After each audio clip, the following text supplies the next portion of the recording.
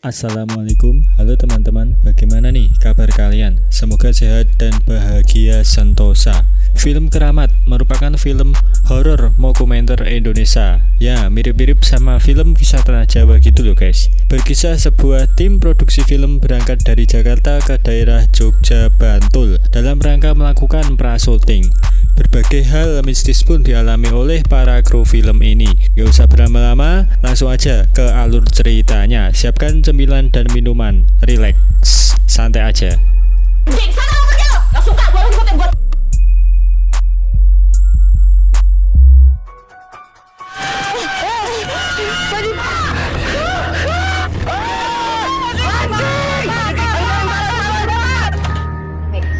Tentang menari di atas angin nih. Mengisahkan tentang sekelompok kru dan pemain film yang akan melakukan proses syuting di Jogja. Ada Mia, sang sutradara, Poppy yang ngurusi BTS, Maggie artisnya, Dias aktornya, Sada asisten sutradara, Dimas line producer, terakhir ada Cungkring sang kameramen sekaligus sutradara film ini. Keren banget. Ini Monty Tiwa. Adegan diawali dengan memperlihatkan mereka sedang rapat atau meeting sebelum berangkat syuting ke Jogja. Kita ikutin festival juga. Di situ Mbak Mia sang sutradara sedang menjelaskan bahwa ini adalah film pertamanya dan dia mengatakan sangat optimis jika filmnya akan menang dalam sebuah festival film. Tak lama kemudian itu Pak Bumbun sang produser pun datang. Dia mengatakan jika festival dan piala itu nomor sekian, yang penting budget masuk, cari untung, intinya cuan. Budget masuk. Di sisi lain, Mia terlihat agak jengkel dengan perkataan Pak Bumbun dan bisa diambil kesimpulan bahwa Mia sang sutradara ini tipe yang idealis dan ambisius. Singkat cerita, mereka pun menunggu kereta di stasiun. Di dalam kereta, mereka terlihat sangat senang melakukan perjalanan ini. Dalam perjalanan, kereta sempat berhenti karena masalah teknis dan mereka pun turun dari kereta. Poppy dan Cungkring yang sedang mengabadikan momen itu tiba-tiba kaget dengan kereta yang melaju di sampingnya. Tetapi mereka tetap have fun. Ke Jogja memang selalu bikin have fun. Pada akhirnya mereka pun sampai di Jogja pada tengah malam dan di sana mereka sudah disambut oleh Mas Brahma. Mas Brahma merupakan anak buahnya Pak Dimas dan bagian dari tim produksi yang bertugas untuk survei lokasi dan sebagainya. Tidak lama kemudian Maggie pun muncul setelah dari toilet dan katanya dia tiba-tiba tidak enak badan, semacam meriang. Mereka pun naik mobil dan menuju ke penginapan. Di tengah perjalanan tiba-tiba ada yang menggebrak-gebrak kaca jendela mobil sambil teriak-teriak, "Wongso, Wongso." Perjalanan pun dilanjutkan kembali. Pak sopir bilang jika Wongso itu artinya pulang dan entah apa maksud pria tersebut. Wongso. Tapi secara kebetulan Maggie mengatakan jika Wongso adalah nama ayahnya. Menarik nih, apakah ini sebuah peringatan agar mereka kembali pulang atau cuma memang orang gila yang asal-asalan? Tiba di penginapan mereka pun disambut oleh orang yang punya rumah. Penginapan tersebut terlihat ada gamelan juga di sana dan itu menunjukkan bahwa rumah penginapan tersebut adalah rumah tradisional. Singkat cerita, malam pun tiba. Maggie yang sedang sakit ternyata bangun dari tidurnya karena katanya mendengar suara menangis yang entah dari mana asalnya. Sada dan kameramen pun memutuskan untuk memeriksanya keluar. Saat melewati ruang gamelan, di situ agak sedikit seram, ditambah gelap juga kan. Tiba di luar, Sada dan si Cungkring kameramen pun mencari di mana asal usul suara tersebut, tapi tidak ketemu. Yang terdengar hanya suara jangkrik di malam hari. Suara kodok. Dengar. Yuk. Balik yuk. Cungkring pun mengajak Sada kembali ke dalam karena dia sedikit takut berada di sana. Tapi karena Sada masih penasaran, dia terus menelusuri daerah sekitar. Dan tiba-tiba terdengar suara bunyi gamelan dari dalam.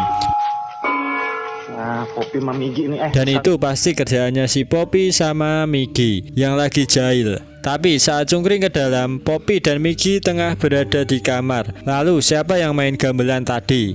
Karena masih penasaran, Sada dan Cungkring pun kembali keluar dan benar saja terdengar suara tangisan. Tidak sampai di situ saja, hal mengejutkan pun terjadi. Tidak sengaja kamera menangkap sebuah gambar berikut. Penampakan itu terlihat seperti wanita memakai kebaya tradisional dan entah apa itu. Tiba-tiba kamera Cungkring pun mati. Saat menyala kembali, sudah ada si bapak yang punya penginapan di sana dan itu membuat mereka berdua kaget. Dan itulah malam pertama menyeramkan mereka di sana. Tiba esok hari, mereka pun melakukan latihan sebelum melakukan syuting 5 hari lagi. Di sini mulai terlihat bagaimana watak Mbak Mia karena Maggie dan Dias kurang mendalami dan tidak sesuai dengan keinginan Mbak Mia. Akhirnya mereka kena omel. Hal itu pun berimbas pada Sada sang asisten. Akhirnya Mia menyuruh mereka semua untuk istirahat dengan gestur songongnya. Nantangin gue lo. Gak suka lo gue marahin depan talent. Istirahat semuanya. Singkat cerita, mereka pergi ke Candi Borobudur untuk cek lokasi dan lagi-lagi Mia mengomel karena Dias dan Poppy terlihat main-main. Malam pun tiba. Saat itu mereka sedang dalam perjalanan pulang kembali ke penginapan. Ada Migi, Poppy dan Dias. Mbak Mia dan lain-lain berada di mobil lain yang sudah berangkat duluan.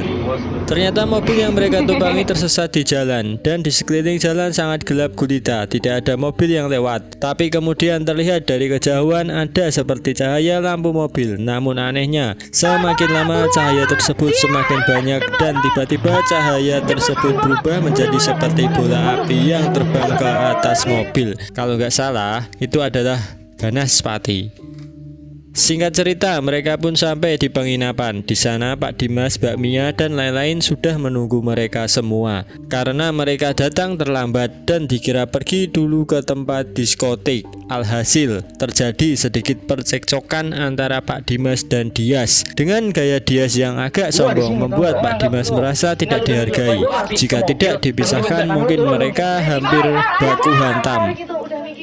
Esok hari pun tiba, mereka kembali melakukan latihan. Tapi lagi-lagi Maggie yang dari awal turun kereta sudah tidak enak badan, tiba-tiba ngeblank dan lupa skrip. Sontak hal tersebut membuat Mia ngomel lagi. Latihan pun terganggu ditambah karena kondisi Maggie yang semakin meriang dan lagi-lagi Mbak Mia ngomel-comel dan ngomel terus. Lo. Makan udah, tidur kurang tidur. Oh iya, habis jalan-jalan kemarin ya? Hah?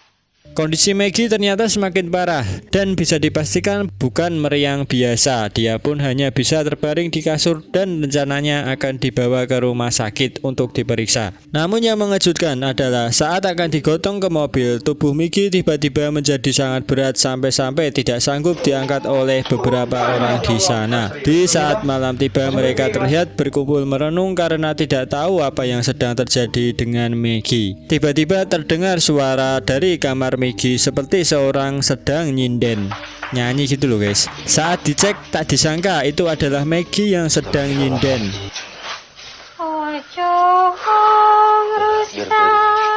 Esok pagi hari terlihat Mbak Mia sedang curhat dan mengungkapkan unek-uneknya kepada Pak Dimas karena dengan kondisi Maggie tengah sakit, otomatis jadwal syuting yang tinggal beberapa hari lagi akan gagal dilaksanakan. Pelan-pelan, Cungkring pun mendekat untuk mendapatkan angel gambar yang bagus. Tapi yang terjadi, si Mbak Mia ini ngomel dan ngomel lagi. Saat sore menjelang malam, mereka memutuskan untuk memanggil seorang paranormal. Dan ini adalah adegan di mana Simba sedang berkomunikasi dengan sosok yang berada di dalam tubuh Maggie. Nyun sewu yang kagungan kersa menapa yang rawuh datang mriki.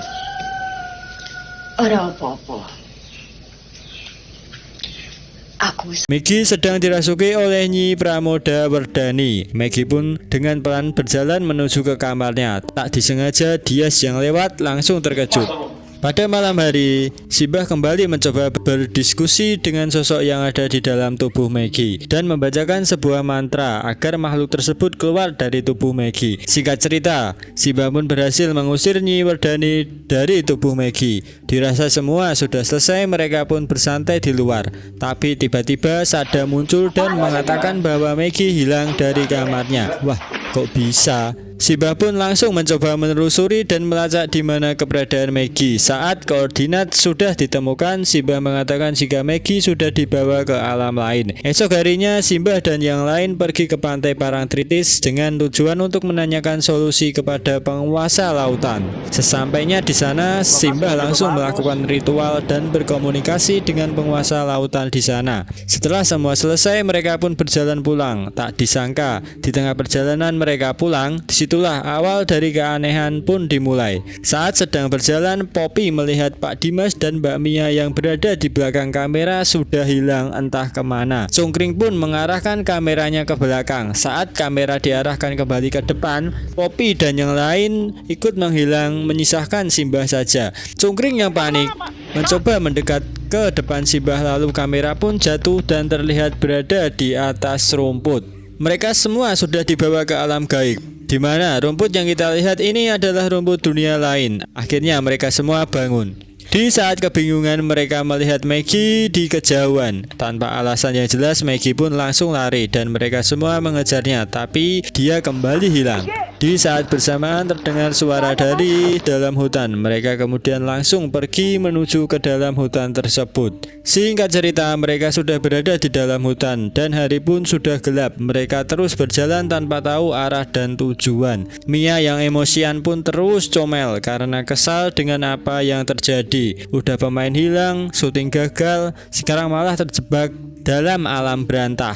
Saat berjalan, tiba-tiba Brahma, anak buahnya Pak Dimas, menemukan sebuah batu merah delima tergeletak di rumput. Dia pun mengambilnya, namun Pak Dimas langsung menyuruhnya melanjutkan perjalanan. Lagi-lagi Brahma melihat sebuah keris di bawah pohon. Saat dia ambil, tiba-tiba dia diseret kegelapan oleh sesuatu, entah siapa. Mereka pun langsung lari terbirit-birit dari sana. Singkat cerita, mereka pun terlihat sedang beristirahat. Di situ kembali terjadi perdebatan antara Pak Dimas dan Mbak Mia, di mana Mbak Mia kesal karena filmnya gagal total gara-gara kejadian ini. Masih comel aja. Mereka pun melanjutkan kembali perjalanannya. Tak disangka mereka menemukan seorang wanita cantik tengah meminta tolong. Dia mengaku sedang menunggu teman-temannya yang sedang mencari pertolongan karena tersesat. Dias yang merasa kasihan memutuskan untuk menemani wanita tersebut meski yang lain menentangnya. Mereka pun melanjutkan perjalanan dan betapa terkejutnya mereka saat melihat penampakan makhluk aneh di kejauhan. Mereka pun langsung lari dari sana. Tidak lama kamera pun mati. Saat hidup yang terlihat hanya ada Poppy, Pak Dimas, dan Cungkring, sang kameramen. Dengan kata lain, mereka terpisah dari Sada dan Mbak Mia. Terlihat di sekitaran bahwa itu adalah kawasan kuburan kuno yang tak terurus. Di saat-saat genting seperti ini, Poppy mengatakan jika dirinya kebelet dan ingin buang air sebentar dan meminta Pak Dimas untuk menemaninya.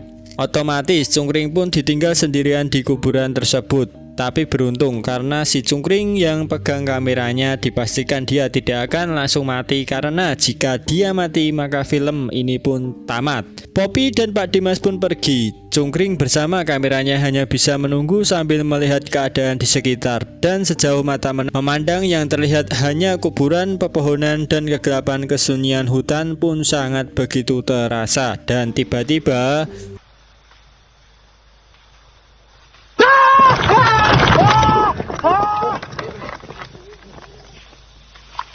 Cungkring pun langsung lari meninggalkan kameranya. Kamera pun hanya tergeletak di sana dan terdengar pocong tersebut sedang loncat-loncat. Kemudian terlihat dengan jelas si pocong berada tepat di depan kamera dan cukup lama dia berdiri di sana.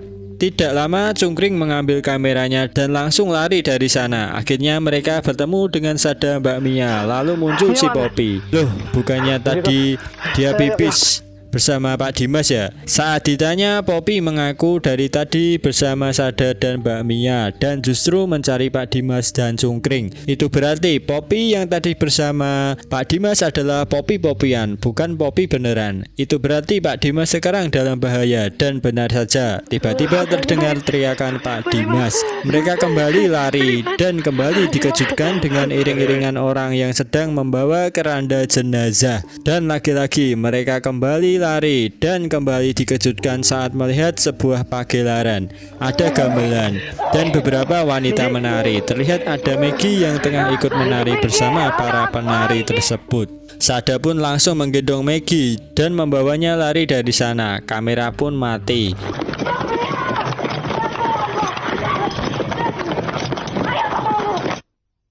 Tidak lama seorang wanita yang memakai pakaian adat seperti seorang ratu menghampiri Sada dan mengatakan jika mereka masih berada di hutan sebelum matahari terbit, mereka akan terjebak di hutan atau alam gaib tersebut selama-lamanya. Mereka bertanya bagaimana cara menemukan jalan keluarnya. Sang ratu menjawab jika hati mereka bersih maka jalan keluarnya akan ada.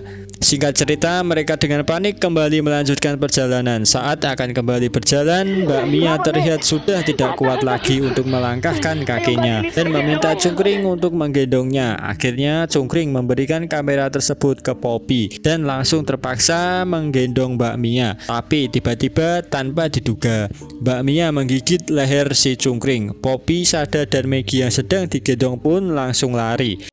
Angkat Mbak Mia. Dan akhirnya saat pagi telah tiba, mereka berhasil mencapai alam terbuka semacam lembah. Tersisa Sada, Maggie, dan Poppy. Tidak lama terjadi sebuah gempa dan mereka langsung lari dari sana. Kamera pun hanya tergeletak di sana. Dan entah bagaimana nasib kamera tersebut. Terakhir kita diperlihatkan sebuah koran yang memberitahukan tentang bencana gempa tektonik di Bantul dan sekitarnya. Diduga fenomena tersebut bukan gempa biasa dan warga menemukan kamera milik kru film dan film pun the end.